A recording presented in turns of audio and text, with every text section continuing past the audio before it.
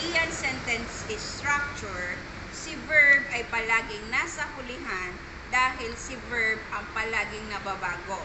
Si verb ang palaging nako-conjugate. Okay? So, lagay natin ngayon, ito ay apple eat. Okay. Ay, mag-informal tayo. Anong informal ng ay? Yun. Anong informal ng ay? Nanon. Na lang muna. Na. Okay. So, na. Ngayon, ano yung ending niya? Vowel. That's why, ang ginamit natin ay nun, kaya naging nanon.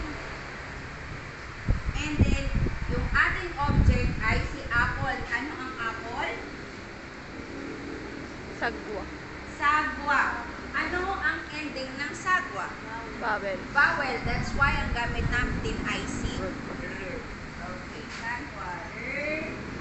And then, yung mokta ay na-conjugate lang natin into present tense. Okay. So, let's say, mogoyo. So, ituturo ko sa inyo kung paano din ang mag-conjugate. So, for now, yan lang muna. Okay. So, nabuo na natin. Nanon, sagwarer, mogoyo. Another example. I read book. Okay. Ito yung ating subject. Si read, ano si read? Verb. Verb, action. And then yung ating book ay yung ating object. Now, gawin natin siyang SOB. I book read. Okay.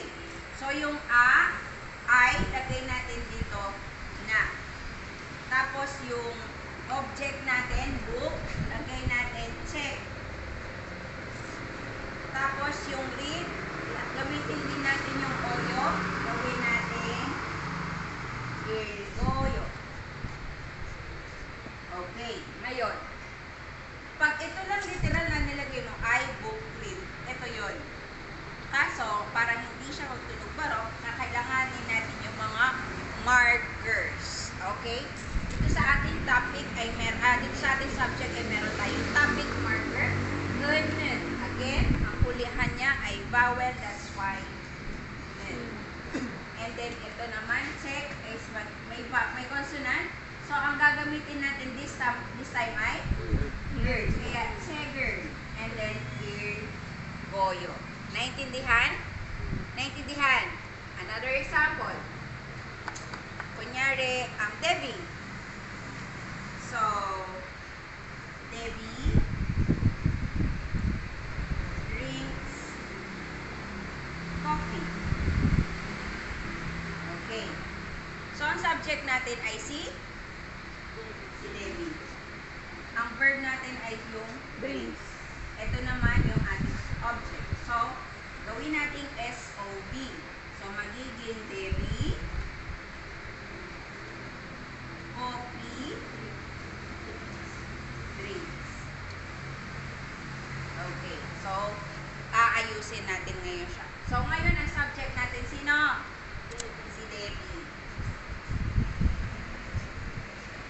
Again, ano yung ending ni Debbie? Vowel, kaya Debbie na yan.